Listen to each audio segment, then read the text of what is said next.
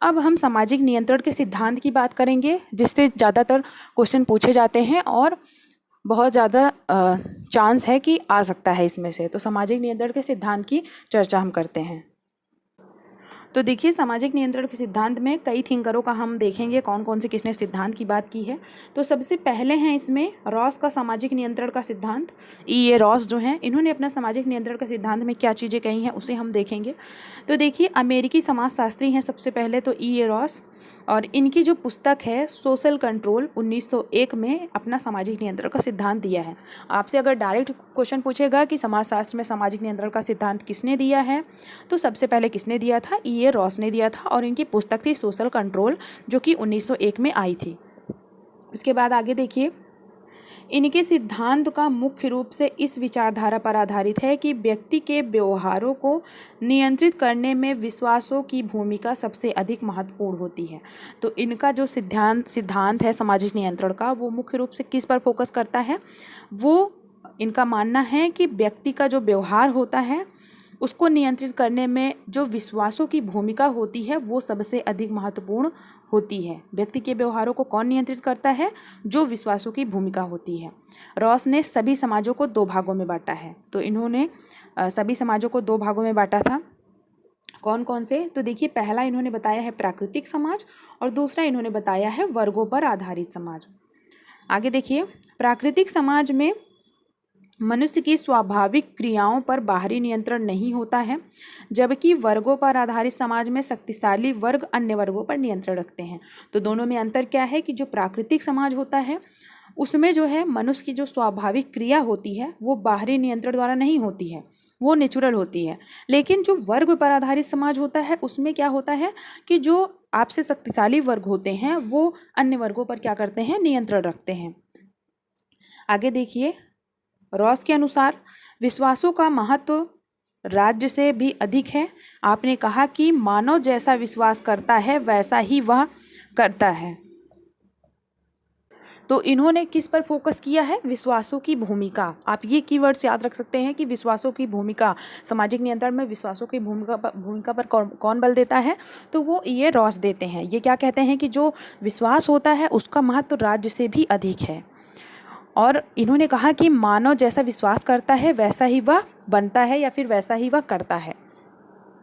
इसके अलावा देखिए अगली लाइन, लेपियर ने रॉस के सिद्धांत की आलोचना की है। तो इनके सिद्धांत की आलोचना कौन करता है, लेपियर करते हैं। तो ये हो गया ये रॉस का जो सामाजिक नियंत्रण का सिद्धांत है। तो इसमें मेन आपको क्या याद रखना है कि इन्होंने विश्वासों की भूमिका पर महत्व दिया है सामाजिक नियंत्रण का जो इनका सिद्धांत है। और इन्होंने दो तरह के समाज की बात की है, कौन कौन सा, प्राकृतिक समाज और वर्गों पर आधारित समाज। और इन दोनों में इन्होंने अंतर बताया कि प्राकृतिक समाज क्या होता है, वो बाहरी नियंत्रण द्वारा नहीं नियंत्रित होता है, जबकि जो वर्ग वाला समाज होता है उसे अन्य लोग नियंत्रित करते हैं, यानी जो शक्तिशाली होते हैं। अब अगला सिद्धांत हम देखेंगे, हर्बर्ट स्पेंसर का सिद्धांत। इन्होंने क्या सामाजिक नियंत्रण के बारे में क्या कहा है, तो देखिए, स्पेंसर ने अपनी पुस्तक द प्रिंसिपल ऑफ सोशियोलॉजी में सामाजिक नियंत्रण संबंधी सिद्धांत दिया है। तो स्पेंसर ने सामाजिक नियंत्रण का सिद्धांत अपनी किस पुस्तक में दिया है, प्रिंसिपल ऑफ सोशियोलॉजी में। उसके बाद अगली लाइन देखिए, इनके अनुसार समाज से अलग व्यक्ति का कोई अस्तित्व नहीं होता है, अतः समाज की सदस्यता उसके लिए अनिवार्य है। तो स्पेंसर का क्या मानना है, देखिए, आपको तो पता ही होगा कि स्पेंसर ने समाज को बहुत ज़्यादा इंपॉर्टेंस दी है। तो इनका क्या मानना है कि व्यक्ति का जो अस्तित्व होता है वो समाज से अलग कुछ भी नहीं है, यानी समाज है तो व्यक्ति का अस्तित्व है। और इसीलिए इनका कहना है कि समाज की सदस्यता व्यक्ति के लिए क्या है, अनिवार्य है। उसके बाद देखिए, समाज के सहयोग से ही मानव प्रकृति से संघर्ष कर सकता है, और इसीलिए आजीवन व्यक्ति को सामाजिक व्यवस्थाओं के नियंत्रण में रहना पड़ता है। तो ये क्या कहते हैं कि जो व्यक्ति होता है वो समाज के सहयोग से ही मानव प्रकृति से मानव जो है वो प्रकृति से यानी नेचर से समाज के सहयोग द्वारा ही संघर्ष कर सकता है। अकेले कोई व्यक्ति प्रकृति से संघर्ष नहीं कर सकता है, वो समाज के सहयोग से ही कर सकता है। और इसीलिए जो व्यक्ति है इसको आजीवन सामाजिक व्यवस्थाओं के नियंत्रण में रहना पड़ता है। ऐसा किसका मानना है, तो स्पेंसर का मानना है। आगे देखिए, स्पेंसर के अनुसार धर्म, प्रथा, संस्कार, नैतिकता ये सारे क्या हैं, सामाजिक नियंत्रण के प्रमुख साधन हैं। तो स्पेंसर सामाजिक नियंत्रण के प्रमुख साधन किसको मानते हैं? धर्म को मानते हैं, प्रथाओं को मानते हैं, संस्कार को मानते हैं और नैतिकता को मानते हैं, जिसके द्वारा समाज अपने सदस्यों पर नियंत्रण स्थापित करता है। तो स्पेंसर के अनुसार नियंत्रण किस तरीके से करता है समाज अपने सदस्यों पर? तो वो धर्म के द्वारा करता है, प्रथाओं के द्वारा, संस्कार और नैतिकता के द्वारा करता है। तो ये स्पेंसर का सामाजिक नियंत्रण का सिद्धांत हो गया। ये मेन किस चीज़ पे फोकस करते हैं कि जो सामाजिक नियंत्रण है वो मतलब व्यक्ति जो है उसका अस्तित्व समाज के बिना कुछ भी नहीं है। अगर व्यक्ति को नेचर के साथ, प्रकृति के साथ संघर्ष करना है तो उसे सामाजिक जो समाज में सामाजिक नियंत्रण है उसके अधीन उसको रहना पड़ेगा, और समाज को मतलब समाज के सहयोग से ही वो ये चीज़ें कर सकता है, संघर्ष कर सकता है प्रकृति के साथ। अकेले उसका कोई अस्तित्व नहीं है। और इन्होंने जो है साधन भी बताए हैं कि समाज में जो धर्म होते हैं, परंपराएं होती हैं, प्रथाएं होती हैं, जो नैतिकता है, इन्हीं ये सारे क्या हैं, ये सामाजिक नियंत्रण के प्रमुख साधन हैं। और इन्हीं के द्वारा क्या करता है समाज, नियंत्रण करता है व्यक्तियों पर। अब हम आगे देखेंगे तीसरे नंबर पर चार्ल्स कूले का सामाजिक नियंत्रण का सिद्धांत। चार्ल्स कूले जो हैं इनका सामाजिक नियंत्रण का क्या सिद्धांत है? तो देखिए सबसे पहली लाइन, कूले ने अपनी पुस्तक human nature and the social order में अपना सिद्धांत प्रस्तुत किया। तो चार्ल्स कूले का जो सामाजिक नियंत्रण का सिद्धांत है उन्होंने किस पुस्तक में किया है? तो human nature and the social order में। उसके बाद कूले ने अपने सिद्धांत में आत्म यानी सेल्फ और सामाजिक सहभागिता यानी सोशल पार्टिसिपेशन और सामाजिकरण शब्दों को विशेष महत्व दिया है। तो सेल्फ, सोशल पार्टिसिपेशन और सामाजिकरण यानी जो आत्म है, स्व है। आपने अगर वैसे भी कूले का पढ़ा होगा सिद्धांत तो ये स्व को, सेल्फ को बहुत ज़्यादा महत्व देते हैं। जो इन्होंने सामाजिकरण का सिद्धांत दिया था, सेल्फ को और सामाजिक सहभागिता को और सामाजिकरण, इन शब्दों को ये विशेष महत्व देते हैं अपने सिद्धांत में। आगे देखिए, कूले के अनुसार प्रत्येक व्यक्ति की प्राथमिक आवश्यकता अपने आत्म का विकास करना है। क्या करना है? अपने आत्म का विकास करना है, जिसके लिए वह समूह या समाज के कार्यों में भाग लेता है, जिसे सामाजिक सहभागिता कहते हैं। और इसी प्रक्रिया के फलस्वरूप व्यक्ति का सामाजिकरण होता है।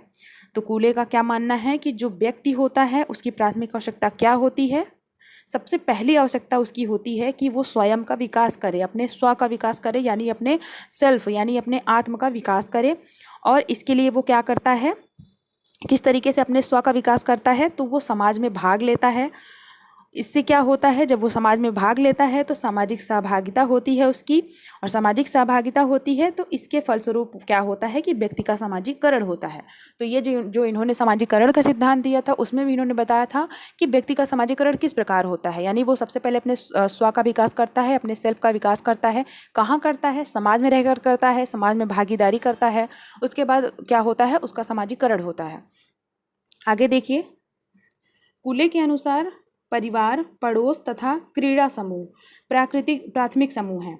तो ये कई बार पूछा भी जाता है कि जो प्राथमिक समूह किसे कहा है कूले ने? तो इन्होंने परिवार को, पड़ोस को और क्रीड़ा समूह, इन तीन को ही इन्होंने प्राथमिक समूह माना है, तथा सामाजिक नियंत्रण के प्रमुख आधार हैं। इन तीन को ही इन्होंने प्राथमिक समूह भी माना है और सामाजिक नियंत्रण के प्रमुख आधार भी माना है। इस प्रकार सामाजिक नियंत्रण का तात्पर्य सामाजिक सहभागिता और सामाजिकरण के अवसरों में वृद्धि करना है।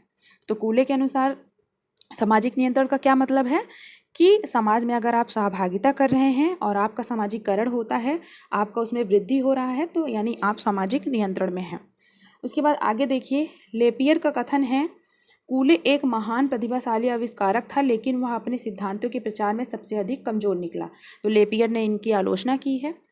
उसके बाद अब हम अगला जो सिद्धांत देखेंगे वो है दुर्खीम का, मोस्ट इम्पॉर्टेंट। दुर्खीम ने सामाजिक नियंत्रण के बारे में क्या कहा है, इसको हम देखेंगे। तो देखिए, सबसे पहले दुर्खीम का जो सिद्धांत है इस मान्यता पर आधारित है कि समाज में विभिन्न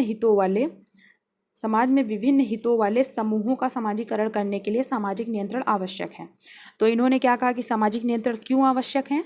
तो इन्होंने कहा कि समाज के जो विभिन्न हित हैं, विभिन्न हितों वाले जो समूहों का मतलब समाजीकरण करने के लिए सामाजिक नियंत्रण आवश्यक है। और सामूहिक प्रतिनिधान जैसे धर्म, प्रथाएं, परंपराएं, रूढ़ियाँ, कानून आदि के प्रभावी होने से समाज में नियंत्रण स्थापित होता है। तो ये एक तरह से साधन किसको मानते हैं सामाजिक नियंत्रण का? तो इनका मानना है कि जो धर्म है, प्रथा है, परंपराएं हैं, रूढ़ियाँ हैं, कानून हैं, ये सारे क्या हैं? सामाजिक नियंत्रण के साधन हैं। इसके लिए दुर्खीम परिवार तथा गांव का बना रहना आवश्यक मानते हैं। यानी दुर्खीम जो है एक तरह से परिवार को और गांव को सामाजिक नियंत्रण का क्या मानते हैं? एजेंसी मानते हैं। और इनका मानना है कि इनका बना रहना आवश्यक है, तभी सामाजिक नियंत्रण इनके द्वारा संभव हो सकता है। तो ये दुर्खीम का सामाजिक नियंत्रण का सिद्धांत हो गया। आगे देखिए, इस प्रकार दुर्खीम के अनुसार सामूहिक प्रतिनिधान सामाजिक नियंत्रण के प्रभावशाली साधन है। तो ये सबसे प्रभावशाली साधन किसको मानते हैं सामाजिक नियंत्रण का? सामूहिक प्रतिनिधान। सामूहिक प्रतिनिधान आप लोग को पता होगा क्या है? यानी किसी एक व्यक्ति के विचार, भावनाएं, ये सारी चीज़ें सामूहिक प्रतिनिधान नहीं। जब कई व्यक्तियों की विचार, भावनाएं एक जैसे हों और सभी एक ही तरह सोचते हों और वो समाज द्वारा मान्य हो, तो वो सामूहिक प्रतिनिधान कहे जाते हैं। लेपियर ने इस सिद्धांत की आलोचना की है। तो लेपियर क्या करते हैं? ये सबकी आलोचना ही करते हैं। तो दुर्खीम का मुख्य रूप से सामाजिक नियंत्रण में क्या है कि इन्होंने कहा कि जैसे समाज में अलग अलग हितों वाले जो समूह हैं, उनका सामाजिकरण करने के लिए सामाजिक नियंत्रण आवश्यक है। और इन्होंने सामाजिक नियंत्रण के साधन किसको बताए? वो इन्होंने सबसे मुख्य रूप से सामूहिक प्रतिनिधान को बताया है। और एजेंसीज में इन्होंने क्या बताया कि परिवार, गांव, इनका बना रहना आवश्यक है सामाजिक नियंत्रण के लिए। आगे हम देखते हैं, अगला जो सिद्धांत है वो है पार्सन्स का सामाजिक नियंत्रण का जो सिद्धांत है। तो देखिए, सबसे पहला टालकट पार्सन्स जो है, इन्होंने अपनी पुस्तक सोशल सिस्टम में अपना नियंत्रण संबंधी सिद्धांत प्रस्तुत किया। तो टालकट पार्सन्स ने सामाजिक नियंत्रण संबंधी सिद्धांत अपनी किस पुस्तक में दिया है? सोशल सिस्टम में। इसके अलावा अगली लाइन देखिए, इनके अनुसार नियंत्रण का उद्देश्य व्यक्ति व समूह के समाज विरोधी व्यवहारों पर रोक लगाना है। यह नियंत्रण सामाजिक संस्थाओं द्वारा स्थापित होता है। तो पार्सन्स का क्या कहना है कि जो नियंत्रण का उद्देश्य होता है, सामाजिक नियंत्रण का उद्देश्य वो क्या होता है? व्यक्ति और समूह के समाज विरोधी व्यवहारों पर, यानी व्यक्ति हो गए, समूह हो गए, ये जो समाज विरोधी व्यवहार करते हैं, यानी जो समाज के खिलाफ हैं, इन पर क्या है? रोक लगाना सामाजिक नियंत्रण का मुख्य उद्देश्य है। और ये जो नियंत्रण होता है, ये किसके द्वारा होता है? तो इनका कहना है कि ये नियंत्रण सामाजिक संस्थाओं द्वारा होता है। आगे देखिए, पार्सन्स के शब्दों में सामाजिक नियंत्रण की आधारभूत प्रक्रिया संस्थागत रूप से संगठित सामाजिक व्यवस्था की पारस्परिक क्रियाओं में ही पाई जा सकती है। तो इनका क्या कहना है कि सामाजिक नियंत्रण की जो आधारभूत प्रक्रिया होती है वो किस में पाई जा सकती है? वो संस्थागत रूप से जो संगठित सामाजिक व्यवस्था होती है उसकी पारस्परिक क्रियाओं में ही पाई जा सकती है। यानी संगठित समाज है तभी उसमें जो है सामाजिक नियंत्रण के आधारभूत सारी चीज़ें पाई जा सकती हैं। आगे देखिए अगली लाइन, पार्सन्स के अनुसार संस्थाएं जो होती हैं वो दो प्रकार से नियंत्रण स्थापित करती हैं। कौन कौन से? तो पहला इन्होंने बताया संस्थागत समय सारणी तय करके। इसके अंतर्गत इन्होंने बताया कि अर्थात संस्थाएं जो होती हैं वो व्यक्ति को निर्देशित करती हैं कौन सा कार्य किस समय पर किया जाना चाहिए।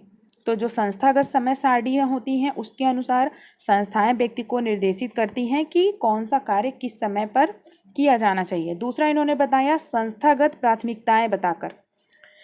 इसमें जैसे कि संस्थाएं जो होती हैं व्यक्ति को यही बताती हैं कि कौन सा कार्य पहले करना है, कौन सा कार्य बाद में करना है, अर्थात किस कार्य की प्राथमिकता क्यों होनी चाहिए। तो दो तरीके से इन्होंने बात की है। दो प्रकार की संस्थाएं बताई हैं कि संस्थागत समय सारणी तय करके, दूसरा प्राथमिकताएं बता करके। यानी पहले में आपको क्या करना है कि कौन सा कार्य किस समय पर करना चाहिए, और दूसरा है इन्होंने बताया कि कौन सा कार्य पहले करना चाहिए, कौन सा बाद में करना चाहिए। आगे देखिए, पार्सन्स के अनुसार संस्थाएं सामाजिक नियंत्रण का आधार हैं और संस्थाओं को प्रभावशाली बनाए रखना सामाजिक नियंत्रण का मुख्य उद्देश्य है। समाज में नियंत्रण बनाए रखने में संस्थागत साधन सदैव सफल नहीं रहते हैं, तब अन्य साधनों की आवश्यकता पड़ती है। तो पार्सन्स क्या कहते हैं कि संस्थाएं जो होती हैं वो सामाजिक नियंत्रण का क्या है, एक तरह से आधार हैं, उसका बेस है, और संस्थाओं को प्रभावशाली बनाए रखना सामाजिक नियंत्रण का मुख्य उद्देश्य है। संस्थाएं प्रभावशाली कब रहेंगी? जब सामाजिक नियंत्रण रहेगा। समाज में जो नियंत्रण है उनको बनाए रखने में जो संस्थागत साधन होते हैं वो सदैव सफल नहीं होते हैं। ऐसा किसका मानना है? पार्सन्स का, कि संस्थागत साधन जो होते हैं वो सदैव सफल नहीं होते हैं। तब क्या किया जाता है? तब जो अन्य साधन होते हैं उनकी आवश्यकता पड़ती है। अन्य साधनों में इन्होंने कौन कौन से बताया है? इन्होंने बताया कि अन्य साधन जैसे धार्मिक संस्कार हो गया, द्वितीयक संस्थाएं हो गई, अवरोधन हो गए, इसके अलावा पृथक्करण हो गया, उत्पीड़न हो गया, विरोध हो गया, दंड हो गया, पुरस्कार आदि। तो अन्य साधन में इन्होंने बताए हैं धार्मिक संस्कार, जैसे किसी के मर जाने पे जो संस्कार किए जाते हैं, या बहुत सारे संस्कार होते हैं धार्मिक। द्वितीयक संस्थाएं इन्होंने किसे कहा था? जैसे वेश्यावृत्ति हो गई, और इन्होंने कुछ द्वितीयक संस्थाएं बताई थी। तो ये सारे इन्होंने बताया कि अन्य साधन हैं जो कि आवश्यकता पड़ने पर इस्तेमाल किए जाते हैं सामाजिक नियंत्रण के लिए। आगे देखिए, पार्सन्स के अनुसार प्रत्येक समाज में समाज विरोधी व्यवहार जो है वो 3 तरीके से नियंत्रित किया जाता है। जो समाज विरोधी व्यवहार होता है वो कैसे नियंत्रित किया जाता है? तो इसके इन्होंने 3 तरीके बताए हैं। पहला इन्होंने बताया है कुछ ऐसे साधन होते हैं जो समाज विरोधी प्रवृत्तियों को अधिक बढ़ने से पहले ही कुचल देते हैं। तो इनका एक कथन भी है, बहुत बार पूछा भी जाता है कि समाज विरोधी जो प्रवृत्तियां होती हैं उनको कली बनने से पहले ही कुचल देना, ये किसने कहा है? तो ये पार्सन्स के ही कथन है कि कुछ ऐसे साधन होते हैं जो समाज विरोधी जो प्रवृत्तियां होती हैं, यानी जो समाज में विरोध मतलब उत्पन्न करने वाले होते हैं, वो बढ़े इससे पहले ही ये जो साधन होते हैं ये उन्हें नष्ट कर देते हैं, उन्हें कुचल देते हैं। दूसरा इन्होंने बताया समाज विरोधी व्यवहार करने वालों से दूसरे व्यक्तियों को बचाया जा सकता है, जैसे कि जेल। तो दूसरा इन्होंने क्या बताया है कि जेल क्या है? ये जो समाज विरोधी व्यवहार करते हैं व्यक्ति, उनको क्या करता है, मतलब जेल किस लिए बना है कि जेल यानी जरूरी नहीं कि सभी व्यक्ति मतलब अपराध करने के बाद ही जेल जाते हों। जेल एक उदाहरण है जिसे देख करके आप समाज विरोधी कार्य नहीं करते हैं। आपको पता है कि अगर आप ये कार्य करेंगे जो कि समाज विरोधी है तो आपको इसके लिए दंड मिल सकता है, आपको जेल जाना पड़ सकता है। तो वही पार्सन्स ने कहा है कि जो समाज विरोधी व्यवहार होता है उसको करने वालों से दूसरे व्यक्तियों को बचाया जा सकता है। यानी कोई एक व्यक्ति कर रहा है, वो जेल में है, तो आप उसको देख करके उससे आप बचते हैं।